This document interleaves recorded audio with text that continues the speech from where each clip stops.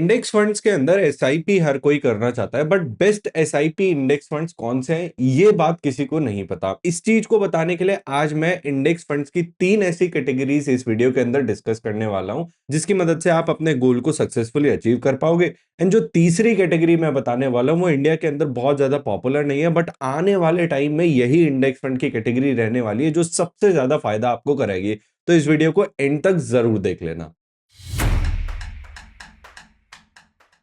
So hello and welcome investors, रूपी flex की latest video के अंदर, जहां पर मैं शुभम गुप्ता आपके लिए म्यूचुअल फंड इन्वेस्टिंग को आसान बनाता हूं। एंड इसी बात को ध्यान में रखते हुए आज की डेडिकेटेड वीडियो हम लेकर आए हैं इंडेक्स फंड्स के ऊपर। अब कैटेगरी के ऊपर जाने से पहले एक बार मोटा मोटा बात कर लेते हैं कि इंडेक्स फंड्स करते क्या है। इंडेक्स फंड्स मार्केट में ऑलरेडी अवेलेबल इंडेक्स के ऊपर अपना पोर्टफोलियो बना देते हैं। जैसे कि म्यूचुअल फंड में एक फंड मैनेजर बैठ के आपके लिए पोर्टफोलियो को डिजाइन करता है, कौन से स्टॉक्स रखने, कौन से बॉन्ड्स रखने, कब गोल्ड सिल्वर में पैसा डालना है, या फिर अगर इक्विटी म्यूचुअल फंड है तो शेयर बाजार की कौन सी कंपनीज में आपके लिए पैसा लगाना है, ये एक फंड मैनेजर डिसाइड करता है। इंडेक्स फंड के अंदर यहां पर कोई फंड मैनेजर नहीं होता, आपके लिए ऑलरेडी मार्केट के बने हुए बेंचमार्क जैसे कि Nifty 50, Sensex 30, Nifty mid cap, Nifty small cap, इन तरीके के इंडेक्स को कॉपी पेस्ट करके उसी के पोर्टफोलियो के अंदर आपके पैसे को लगा दिया जाता है। यहां पर क्योंकि ह्यूमन इंटरवेंशन कम होता है, यहां पर फंड मैनेजर डिसाइड नहीं करता कि कौन सी कंपनीज में पैसा लगेगा, कौन सी कंपनीज में पैसा नहीं लगेगा।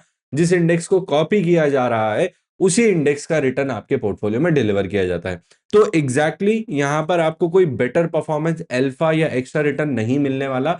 जो भी इंडेक्स का रिटर्न रहेगा वो रिटर्न आपको एक्सपेंस काट के आपको दे दिया जाएगा। तो फॉर एग्जांपल आपके इंडेक्स ने, निफ्टी 50 ने 15% का रिटर्न बना के दिया है एक साल के अंदर, तो उसमें से अगर आपके इंडेक्स का जो एक्सपेंस रेशियो है वो 0.5% का है, तो आपके पोर्टफोलियो में अप्रोक्सीमेटली मोटा मोटा 14.5% का रिटर्न आपके पास निकल के आ जाएगा। इस तरीके से इंडेक्स फंड्स काम करते हैं। तो एक ही इंडेक्स के 3 कंपनी के अलग इंडेक्स फंड्स आपको देखने को मिल सकते हैं। किसी का एक्सपेंस रेशियो 0.5, 0.4 या 0.1। इन तीनों में से आप कौन से एक्सपेंस रेशियो वाले इंडेक्स फंड के ऊपर पैसा लगाओगे वो मुझे कमेंट्स के अंदर बता देना। आगे बढ़ते हैं, सबसे पहले बात करते हैं सबसे पॉपुलर इंडेक्स फंड कैटेगरी के बारे में, कैटेगरी नंबर 1, जिसके अंदर प्लेन वनीला इंडेक्स आते हैं, जिसको आप निफ्टी 50, सेंसेक्स 30 या निफ्टी मिड कैप के नाम से जानते होंगे। यहां पर large cap, mid cap, small cap, 3 category के अलग इंडेक्स फंड्स देखने को मिलते हैं। फ्लेक्सी कैप वाला भी देखने को मिलता है, वो मैं अभी आपको बताऊंगा। बट सबसे पहले बात करते हैं लार्ज कैप इंडेक्स के बारे में, जिसके अंदर निफ्टी 100 कंपनीज यानी कि इंडिया की टॉप 100 कंपनीज निकल के आती है। उसके पोर्टफोलियो को एग्जैक्टली कॉपी पेस्ट किया जाता है। इसमें भी एक सबसेट और निकल के आता है जिसका नाम है निफ्टी 50।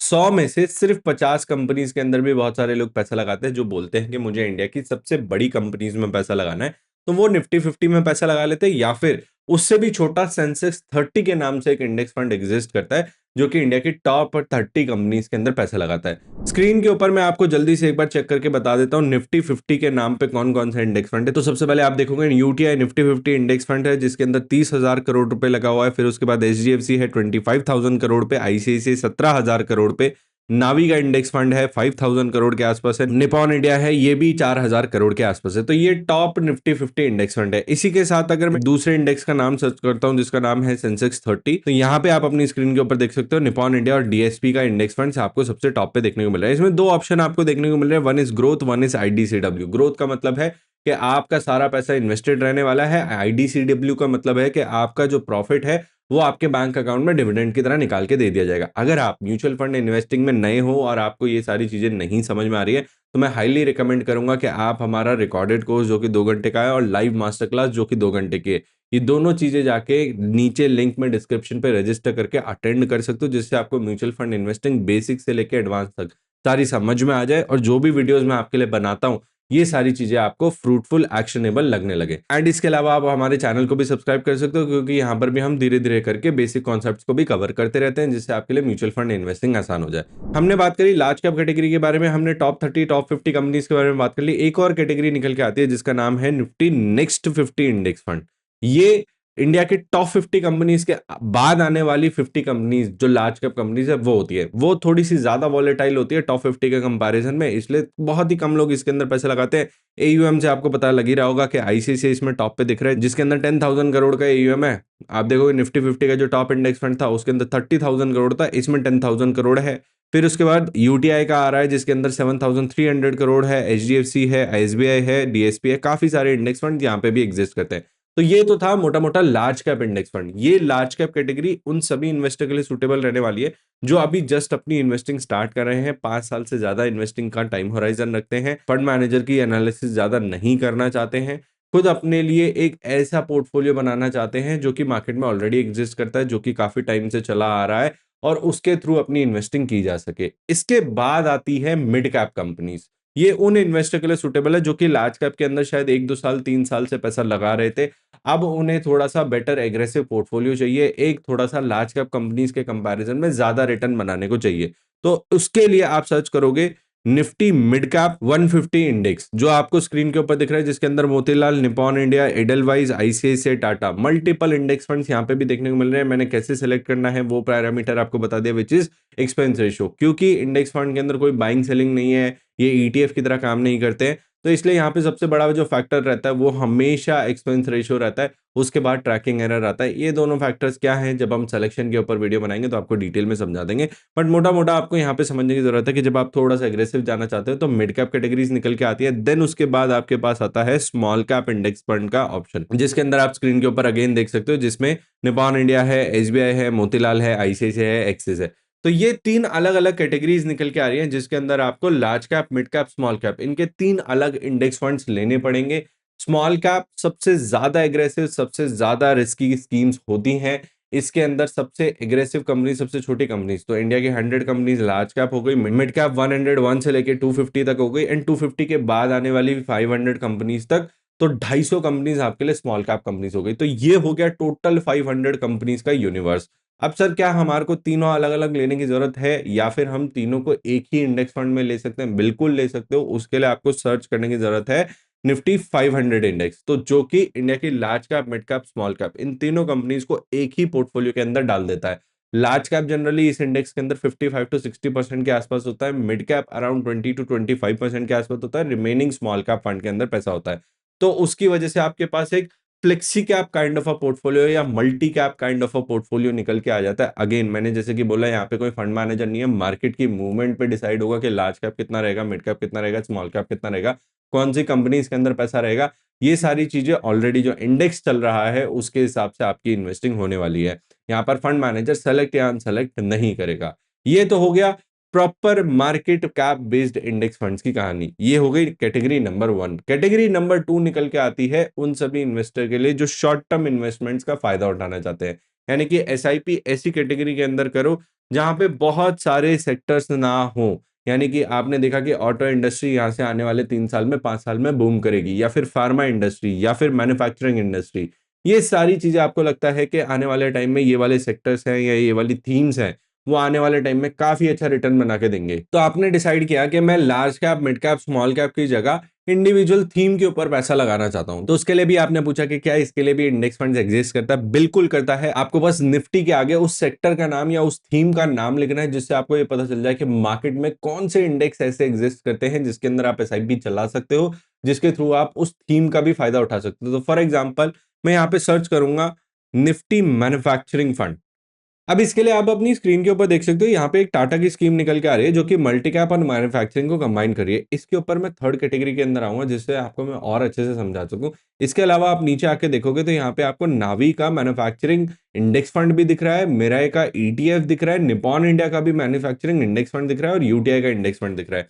इंडिया में जो भी कंपनीज मैन्युफैक्चरिंग सेक्टर के अंदर काम कर रही हैं या मैन्युफैक्चरिंग थीम के अंदर काम कर रही हैं, कौन कौन सी हो सकता है यहाँ पे मेटल्स की कंपनीज हो सकती है, लॉजिस्टिक कंपनीज हो सकती है, बहुत सारी कंपनीज यहाँ पे क्लब करके एक ही इंडेक्स फंड के अंदर डाल दी जाती है, जिससे जब इंडिया के अंदर मैन्युफैक्चरिंग थीम के ऊपर गवर्नमेंट कोई स्कीम लेकर आए या कॉर्पोरेट कुछ पैसा लगाए या फिर यहाँ पे रिटर्न बने, तो आप सिर्फ मैन्युफैक्चरिंग स्कीम का फायदा उठा के अपने लिए रिटर्न्स को बना सको। इसी तरीके से बात करते हैं ऑटो इंडेक्स फंड्स के बारे में, जहां पर ऑटोमोबाइल कंपनीज के अंदर, चाहे वो कंपोनेंट सेगमेंट हो या कमर्शियल व्हीकल हो या पैसेंजर व्हीकल हो, कोई भी सेगमेंट अगर यहाँ से आने वाले टाइम में आपको बेटर रिटर्न बना के देता है, आपको लगता है कि शॉर्ट टर्म थीम यहाँ से बेटर लग रही है, तो उस चीज को ध्यान में रखते हुए आप ऑटो कैटेगरी की भी इन्वेस्टमेंट के ऊपर फोकस कर सकते हो। तो ये हो गई सेकंड कैटेगरी ऑफ इन्वेस्टमेंट। इसके अंदर आप बैंकिंग भी टैप कर सकते हो, फाइनेंशियल सर्विसेज है, इंश्योरेंस सेक्टर है, फार्मास्यूटिकल है, काफी सारी थीम जो भी आपको लगता है कि शॉर्ट टर्म में आने वाले टाइम में 2 से 3 साल, 4 साल के लिए मेरे को आने वाले टाइम में बेटर रिटर्न बना के दे सकती है, उसके ऊपर आप अपनी एसआईपी चला सकते हो। यहाँ पर इन्वेस्टमेंट बहुत लंबी नहीं होती, 10 से 15 साल की इन्वेस्टमेंट के बारे में नहीं सोचा जाता। टारगेट होता है कि 3 से 5 साल की थीम्स को प्ले आउट करके अपने पोर्टफोलियो में एक एडिशनल अल्फा बना सके। बट यहाँ पे एंट्री और एग्जिट की रिस्पॉन्सिबिलिटी आपकी खुद की होती है। आपको डिसाइड करना होता है कि कब हमें इस थीम के अंदर एंटर करना है, कब हमें इस थीम से एग्जिट करना है। नाउ इस कैटेगरी को कंप्लीट करने के बाद थर्ड सबसे ज्यादा इंपॉर्टेंट इन्वेस्टमेंट कैटेगरी, जिसका नाम है स्मार्ट बीटा इंडेक्स फंड। शायद आपने इस नाम को आज से पहले नहीं सुना होगा, बट आपने कुछ ऐसे नाम जैसे कि मोमेंटम, वैल्यू, कॉन्ट्रा, इस तरीके की इन्वेस्टिंग स्टाइल्स के बारे में आज से पहले भी सुना होगा। बट आपने आज तक ये चीज जानी होगी कि ये सारी इन्वेस्टमेंट स्ट्रैटेजी फंड मैनेजर्स चलाते हैं। वैल्यू इन्वेस्टिंग करना है, इंडिया के अंदर सस्ती कंपनीज ढूंढ के अच्छा रिटर्न बना के देना है, या फिर मार्केट में ऐसी कंपनीज में पैसा लगाना जो आज के टाइम पे ज्यादा पॉपुलर नहीं है बट आने वाले टाइम पे ज्यादा पॉपुलर हो जाएंगी, कॉन्ट्रा स्टाइल ऑफ इन्वेस्टिंग। या फिर मार्केट में ऑलरेडी तेजी बनी हुई है तो उन तेजी के अंदर कौन सी ऐसी कंपनीज है जो आने वाले टाइम में और तेजी से भागेंगी, इसको मोमेंटम स्टाइल इन्वेस्टिंग बोलते हैं। ये सारी इन्वेस्टिंग आज तक आपने सिर्फ फंड मैनेजर एग्जीक्यूट करते हैं ये बात सुनी होगी। अब आज मैं आपको बताऊंगा कि ऐसे स्मार्ट बीटा इंडेक्स फंड्स भी एग्जिस्ट करते हैं जो इन्हीं सारी स्ट्रैटेजीज के ऊपर आपके पैसे को इन्वेस्ट करते हैं। आप plain large cap, mid cap, small cap या फ्लेक्सी कैप जैसे इंडेक्स के कंपैरिजन में बेटर रिटर्न बना पाओ, रिस्क को कम कर पाओ, इन सारी बातों को आप एग्जीक्यूट कर पाओ। ये सारी इन्वेस्टिंग आपको देखने को इंडिया के अंदर इंडेक्स फंड्स में भी देखने को मिलती है। आज के डेट में ये इंडेक्स फंड्स बहुत ज्यादा पॉपुलर नहीं है, let me be very honest with you, क्योंकि इतनी अवेयरनेस इन्वेस्टिंग को लेके इंडिया के अंदर नहीं है। इसीलिए मैं इस वीडियो को बना रहा हूं ताकि आप तक इन इंडेक्स फंड्स की अवेयरनेस भी पहुंच सके। तो सबसे पहले बात करते हैं एग्जांपल के साथ कि ये कैटेगरीज कैसे एग्जीक्यूट करती। तो let's suppose Nifty 100 low volatility 30 index funds के बारे में। ये कौन सी कैटेगरी है? जैसे कि मैंने बताया, लार्ज कैप के लिए आपको 100 कंपनीज के अंदर पैसा लगाना पड़ता है, तो निफ्टी 100 का इंडेक्स फंड आपके पास आ जाएगा। बट लेट्स सपोज एक इन्वेस्टर है जो रिटायरमेंट के आसपास चल रहा है, उसको चाहिए कि मेरे पोर्टफोलियो में मैं लार्ज कैप के अंदर तो पैसा लगाऊं, बट ऐसी कंपनीज ढूंढ के निकालो जो ओवरऑल मार्केट के कंपैरिजन में, यानी कि 100 इंडेक्स के कंपैरिजन में थोड़ी सी कम उठापटक मेरे पोर्टफोलियो के ऊपर दिखाएं। तो ऐसी लो वॉलेटाइल कंपनीज, 30 कंपनीज का ही पोर्टफोलियो बना दो, बट कम रिस्की कंपनीज का पोर्टफोलियो बनाओ। तो उसके लिए एक एक्स्ट्रा पैरामीटर लगाया गया जिसको स्टैंडर्ड डेविएशन बोला जाता है, कि कम से कम स्टैंडर्ड डेविएशन वाले स्टॉक्स को हम अपने पोर्टफोलियो के अंदर रखेंगे। तो 100 में से 30 स्टॉक्स फिल्टर करके निकाल दिए, जिससे हमारा पोर्टफोलियो एक एक्स्ट्रा फैक्टर की वजह से कम रिस्की हो गया।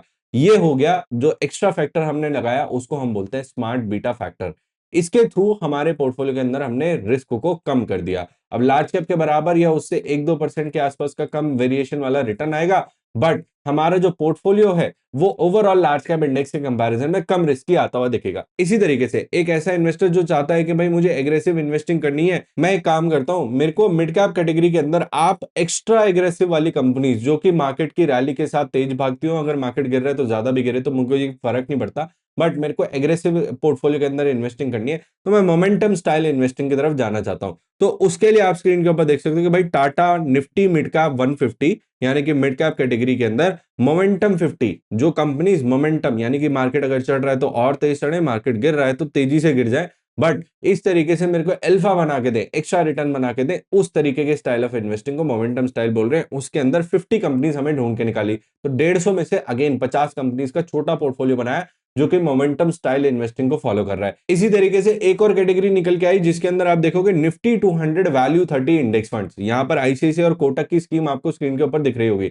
यहां पर क्या हो रहा है, यहां पर इंडिया के 100 लार्ज कैप और 100 मिड कैप में से आपको 30 ऐसी कंपनीज ढूंढ के निकाली जा रही है जो कि वैल्यू पैरामीटर यानी कि मार्केट में सस्ती वैल्यूएशन पे मिल रही हो। तो यहां पर एक कंफ्यूजन आपको लग सकता है कि क्या ये 30 कंपनीज या 50 कंपनीज या फिर ये लो वॉलेटाइल कंपनी कोई फंड मैनेजर बैठ के डिसाइड कर रहा है कि कौन सी कंपनीज रखनी है, कौन सी कंपनीज नहीं रखनी है? Answer is no. यहां पर आपके लिए रेशोज या मैथमेटिकल पैरामीटर्स लगाए जा रहे हैं जो कि ऑलरेडी इंडेक्स के अंदर एग्जिस्ट करते हैं, जिससे ह्यूमन इंटरवेंशन यहां पर भी जरूरी ना हो, एक्सपेंस रेशो यहां पर भी कम रहे, जिसके थ्रू आप या तो बेटर रिटर्न बना पाओ अपने पोर्टफोलियो के अंदर या फिर रिस्क को अपने पोर्टफोलियो के अंदर कम कर पाओ।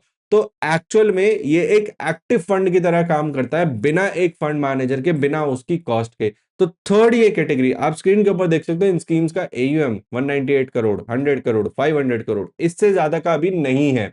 जिसके थ्रू हमें ये बात भी पता चल रही है कि अब ये बहुत ज्यादा पॉपुलर भी नहीं है, बट ये स्टिल आपके पोर्टफोलियो के अंदर एक स्पॉट डिजर्व करते हैं उस स्टाइल ऑफ इन्वेस्टिंग को केटर करने के लिए जो अभी मार्केट के अंदर पॉपुलर नहीं है, बट आने वाले टाइम में जरूर पॉपुलर होगा।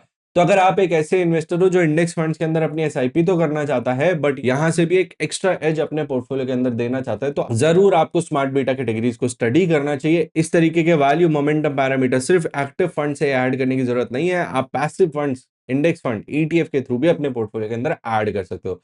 सो होपफुली आज की इस वीडियो से आपको काफी हद तक क्लैरिटी मिली होगी कि कौन कौन से कैटेगरी के इंडेक्स फंड मार्केट के अंदर एग्जिस्ट करते हैं। आप कौन सी एग्जैक्ट थीम के ऊपर मेरे से एक डिटेल्ड वीडियो चाहते हो, उसको कमेंट्स के अंदर जरूर मेंशन कर देना। एंड इसी तरीके के इंफॉर्मेटिव अपडेट्स के लिए, अच्छी म्यूचुअल फंड के ऊपर वीडियोस के लिए चैनल को सब्सक्राइब कर लेना। Mutual fund investments are subject to market risk. Read all scheme related documents carefully.